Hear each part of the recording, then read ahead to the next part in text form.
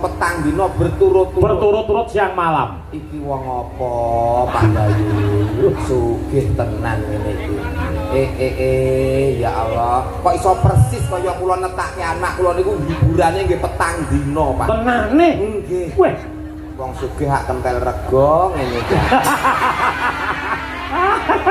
bola-bali wong ya sedulur kok kaya ngendikane pake aja menika sampean aku ya gumun kok lah wayangan lak mboten ming pisan to niki leres nggih bapak teng mriki pun ping pinten sampun ping kalih ping 3 niki teng napa teng latar mriki ping 3 niki ping 3 niki nggih lho pripun niki kula mboten umuk nggih kula wonten mriki leladi ngene Mas Bayu niku sampun kaping pisan niki Pak sing pegawe mundak jabatane mundak pangkate mundak gajine amin sing sekolah pinaringan pinter berprestasi kaya Mbak Niken Salindri insyaallah sampeyan enek menteri sangka kene Allahumma amin iki wedene urip kula dhewe muntir Pak tegese luwih becik ndonga apik marang wong liya pangajak iso balik luwih apik ning awake dhewe betul ditindakne nggih ta betul nggih jenengan milih swarga ya ndang budal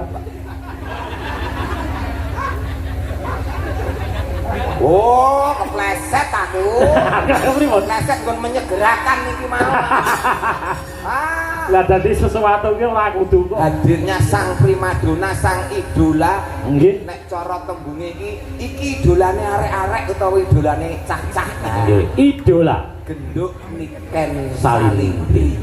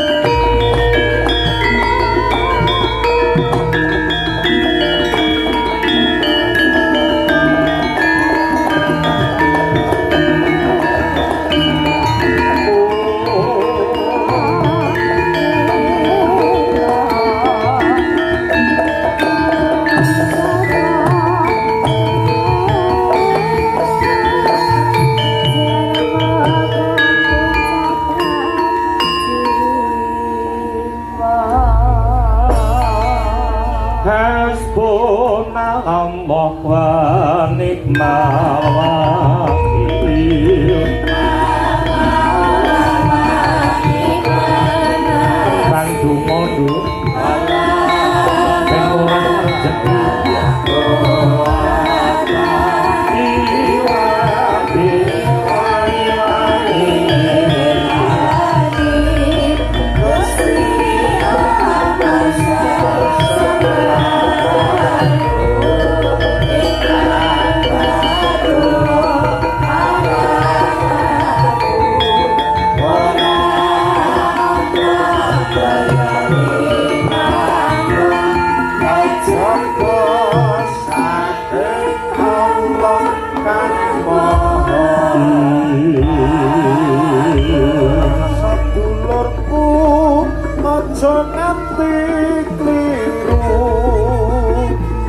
Gusti Allah sesembahanmu rintan lan dalu mong limang wektu kanggo brasta mungkar lan nafsu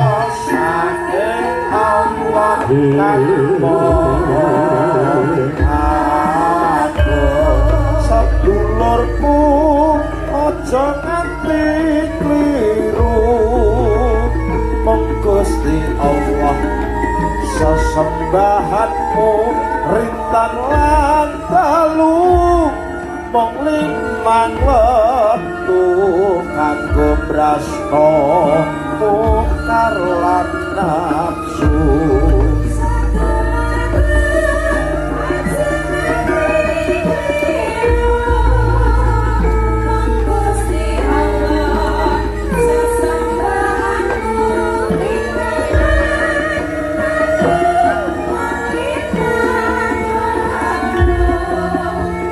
Alhamdulillah la kaula wala quwata illa billah. Lho, apa Pak? Bagya mulya kang sinedya basuke kang kaesti, jumbuhing rasa pangrasa kang sejati, mligine aku kelawan kowe dina semengko kasembadan sowan marang Mbah Makaping ana pidalem agung panjenenganing sedulur lanang yunduk panjenenganing Mas Bayu Teguh Purwanto. Ngono ya, Pak. Iya. Sarimbit kelawan panjenenganing Ibu Parti. Weh, ngono. Iya. Kang sembodo netepi marang darmaning sepuh yunduk. Ngono.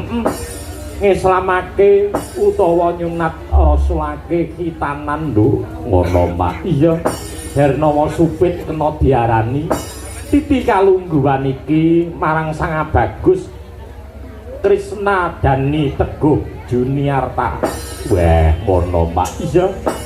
Muga wakil dewasaning sembodo ya kuwi mau dadi bocah kang miguna netepi marang dharmane cunduk kelawan agamane yo nduk ngono ya mak iya kalebu ya kuwi mau miguna tumraping nusa kelawan bangsa munggahe marang agama kang rinasuk weh jumbuh kelawan idam-idamane wong tuwa weh ngono mak iya titi kalungguhan iki sangka bombong seneng bungah rasaning panggalih nduk iya kuwi mau rasa syukur marang nikmating Gusti Allah ya kuwi mau dibabarake kanthi pagelaran wayang kulit iki rangkaian saka acara sing wis ya mak dina Kamis kae pengajian utawa selawatan iya sing asta panjenengane Kiai Haji Sopyan Rias utawa Mbah Jambrung iya terus ingkang angka 2 ya kuwi mau Campursari ALX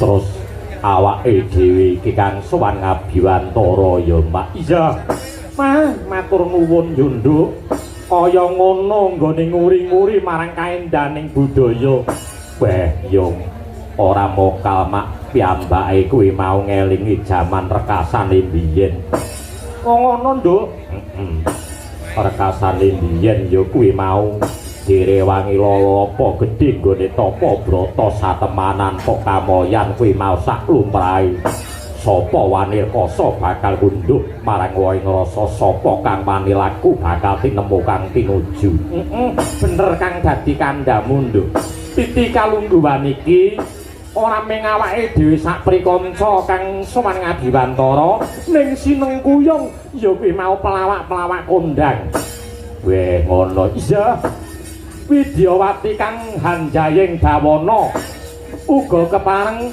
ya kuwi mau ngregengke jroning sasana miwah swasana ing wengi iki nduk ngono ya mak iya ing antaraning sapa wae ya kuwi mau Mas Garing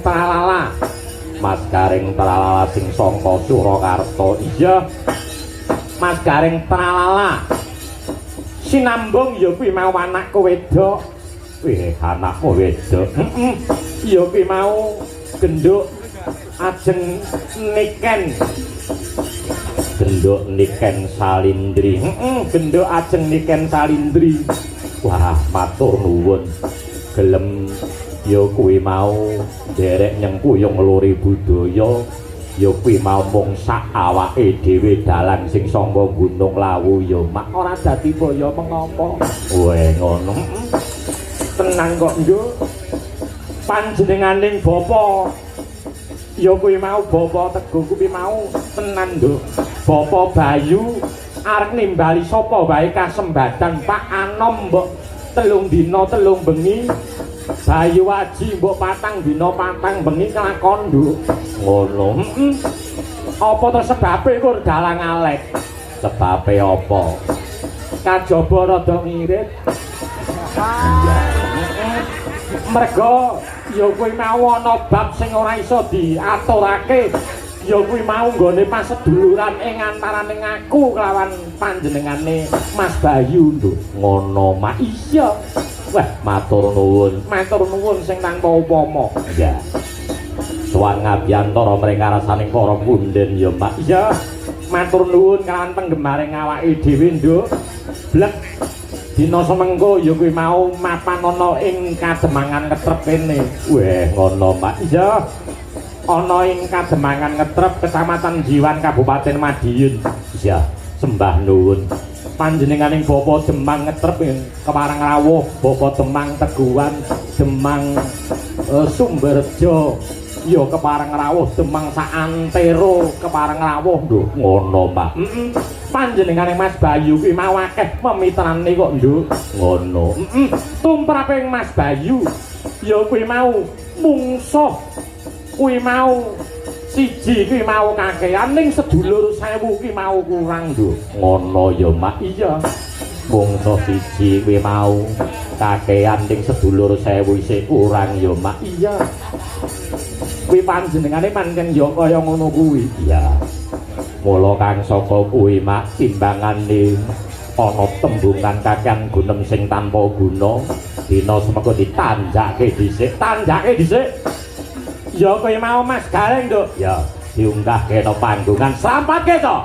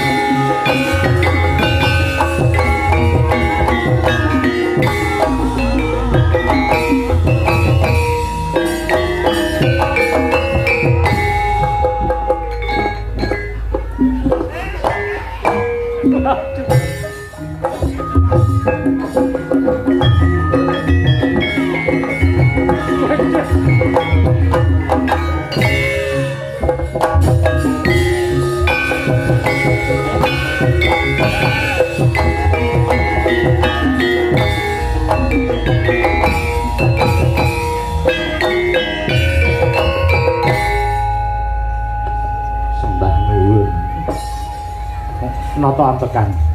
Isih bapakku. Nggih. Wilujeng dalu Mas Gareng. Dalu mak cange Mbak Limbuk. Nggih. Bapakku cintaku sayangku. Alah. Alhamdulillah. Alhamdulillah panggih malih. Dipertemukan kembali. Panggih malih. Nggih. Dalu niki langkung seger, langkung gayeng. Nggih. Penonton melimpah ruah Nggih. Biasa. Luar biasa. Wonten dalemipun Pak Bayu ingkang mengkugati. Inggih leres Mas. Hebat. Pak Bayu luar biasa. Luar biasa. Gawe pangeram-eram Pak Bayu wonten jiwan mriki. Lah nggih to. Nggih to. Penonton kok kaya ngene akeh. Nggih. Jan mongko hiburane pun kawit 3 dina wingi kabare Pak. Nggih. Duwe gawe nganti 3 dina. Kepara malah 4 dina ya Mas. Jumat wingi nggih. Nggih. Iki wong apa to Pak Bayu iki kok sugih.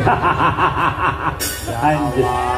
Buat-buate nggone luri budaya kok Mas. Netake putrane utawi ngitante. Nggih. Petang dina duwe gawe. Nggih. Hiburane ya petang dina berturut-turut. Berturut-turut siang malam. Iki wong apa Pak Bayu?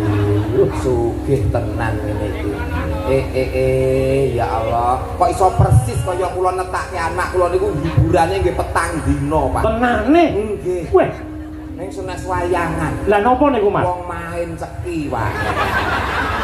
Walah, golek cuk-cuke dilumpukke akhire nanggap wayang. Luar biasa. Wah, cara jiwan mriki pun boten wonten kok, Mas. Boten wonten wong. Boten wonten mlebu larangan agama, larangane apa marentah nggih kuriyen nggen kula dhewe kok Pak luar biasa mriki piyai agamis nggih agamis nggih budaya nggih lire agamane ya kuat ning budaya tradisi ya tetep tumbuh kembang wonten mriki tegese masyarakat yang hebat nengenke budayane lan uga nengenke agamane tepuk tangan kangge warga masyarakat semuanya hebat penonton kok kaya ngene kae mergo ya siji ana Mbak Niken Salindri nggih wong angka loro dalange dalang kondang Ki Alex Sabdo Utomo wah luar biasa nggih penonton kaya ngene kae iki ndadekke semangat sing nyambut gawe Pak nggih Mas leres tenan penonton kuwebak bleng ngeten iki umpama kula dalange wayangan kula barke sesuk jam 11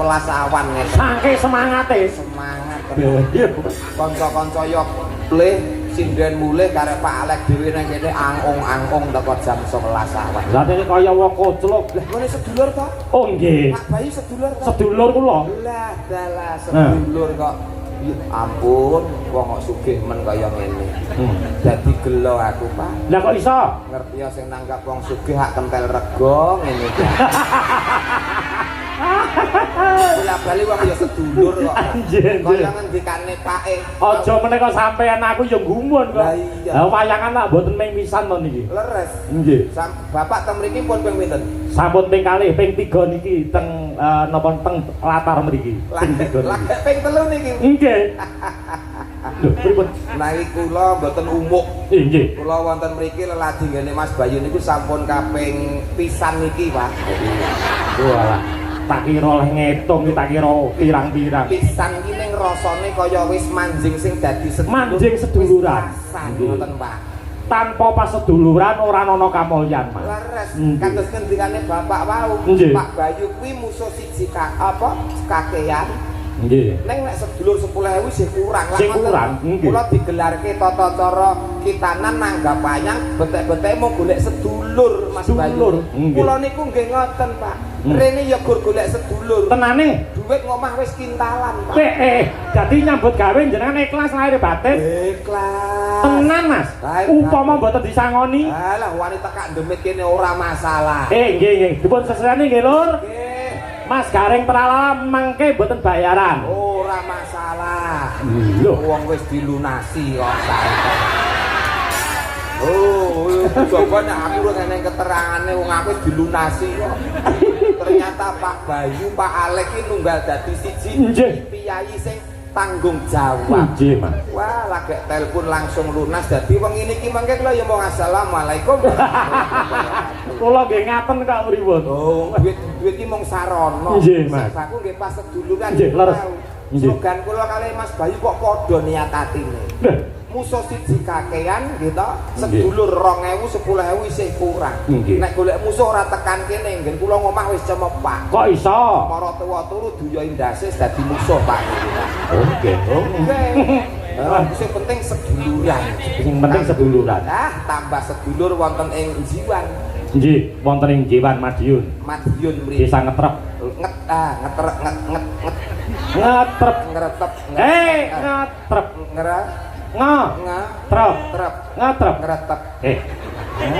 alon-alon omongan karo kowe kok angel angel rasa bicara alon-alon alon-alon ngetrep wis bener langsung ngono wae ya wonten ing ngetrep mriki mugi sedaya warga masyarakat lan sedaya ingkang srami rawuh sedaya pinaringan sehat jasmani sehat rohani amin dipun paringi lancar rezekine kathah melimpah berkah barokah amin sing petanen yo dongake subur kang tinandur panene melimpah omone ilang amin sing pegawe mundhak jabatane mundhak pangkate mundhak gajine amin sing sekolah pinaringan pinter berprestasi kaya Mbak Niken Salindri insyaallah somben enek menteri sangka kene Allahumma amin sing baku siji donga sapu jagate Pak para pamriksa sedaya warga masyarakat ngetrek Jiwan sakiwa tengene kabeh pinaringan slamet donyane slamet akhirate Allahumma amin Pak Bayu sekeluarga bar duwe gawe nanggap wayang dalang kondang dalang sing tuse apik trah dalang sing ora tau neko-neko, dalang sing lurus ora tau demenan, dalang sing niki lho aja diomong-omongke to Mas Ayu isin. Kula ki junjung pake lho. Wong kula ki ya nyekseni. Kula ki dadi anake pake ki wis kawit puluhan tahun, puluhan tahun mlebu Jawa Timur mergo sing gawa kula lho. 20 tahun punjul kula nggih dadi anake pake. Urung tau krungu kok palek demenan, urung tau krungu. Lah iki lho seskine ya iki seskine. Sangke primpene kok. Wah. Piye omonganmu iki lho? Bojoku melu lho. Primpen sing ngopeni ati. Jogowati lho, Jogomata. Nggih. Jogo Pakarti. Oh, lah nek dalang ki ora kurang, Pak, jenenge godaan. Oh, nggih. Dagelan ya ngono uga. Oh, nggih. Ngendikane Pak Ustad lak pun cetha. Pripun? Apabila kamu keluar rumah di jalan kamu melihat wanita cantik, nggih, maka segera pulang dan tataplah istrimu. Insya Allah selamat keluargamu. Lah ngoten to. Kula nggih ngoten, Pak. Teng dalan gede ketemu wong wedok ayu, wah, kula tergoda iman kula terus mulih. Oh, mulih, Mas. Mulih. Natap bojo, nyawang bojo kula ternyata bener ngendikane Pak Ustad. Pripun niku? Ayu sing nang dalan, Pak. Bener. Wah. Ayo ning ayu ki lak mung nggon tata njaba. Nggih, nggih. Nek ayu ati ki mung bojone dhewe sing ngerti. Nggih, nggih. Dongane kangge Mas insyaallah Mas Krisna. Mas Krisna. Nggih. Muga-muga dadi bocah sing soleh. Nggih. Bekti ngabekti marang wong tuwa, agama, nusa lan bangsa. Amin. Tak kundang dadi taruna ingkang saged ngungkuli bapa. Nah, lire taruna ngungkuli bapa, sak mulya-mulyane, sak beja-bejane Pak Bayu sok ben bakal luwih mulya, luwih beja Mas Krisna. Allahumma amin. Amin ya rabbal. Berarti anake sampean ya kaya ngono to, Pak? Alhamdulillah. Ya gareng. Nggih, pangestunipun nyopet. Ya gareng to, Pak. Ya kepinterane ya kaya sampean. Lho pripun to? Anak kula sing jenenge Wahya. Wahya nika kelas 6 SD. Nggih, sing Wahya. Nika wis tak njaluk gamelan kok, Pak. Nyeni budaya. Budaya wong ya rembesane budaya kok. Iso nabuh, iso ndalang, iso gareng. Tak tukokne gamelan, Pak. Lah terus kenong siji tok nggo les dung-dung.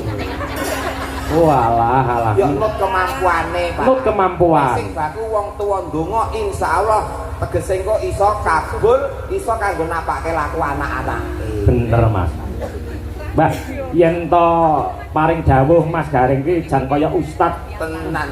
Kula ki nek ndongakne wong apik, wadene urip kula dhewe muntir, Pak. Tegese luwih becik ndonga apik marang wong liya, pangajak iso balik luwih apik ning awake dhewe. Betul. Ning nek ngucape ki ala ning wong liya, kok nek bakale luwih ala balik ning awake dhewe tak luwih rekoso. Sesuatu yang baik ndang dilakoni, ndang ditindakne nggih to, Mas. Tegese menyegerakan kebaikan. Nggih. Oh, saestu Mas niku. Nggih. Jenengan swarga kali neraka pilih pundi, Mas? Swarga. Hah? Swarga. Swarga kali neraka? Nggih swarga to, Pak. Wah, kamangka ngendikan kecil sekolah agama wis ditajarke. Ya, supaya berperilakulah baik supaya nek esuk mben kowe munggah swarga. Tetep gandangane swarga. Sesuatu yang baik ndang dilaksanakan dan ditindakne nggih to? Betul. Nggih. Jenengan milih swarga. Ya ndang budal. Oh, kepleset aku. Kepleset nggon menyegerakan iki mau. Lah dadi sesuatu ki ora kudu kok rumsum. Ora kesusu lho. Nggih. Oh, mati ki kabeh nglakoni. Nggih. Ora entuk wedi. Gelem ditandur ya kudu gelem dipanen. Nggih. Mula tembunge mati hurufe MATI. Tegese M, makhluk semua yang bernyawa pasti akan meninggal atau mati. Nggih mboten. Nggih. Terus M akan tetapi tidak tahu kapan tiba saat dan waktunya. Betul. Betul.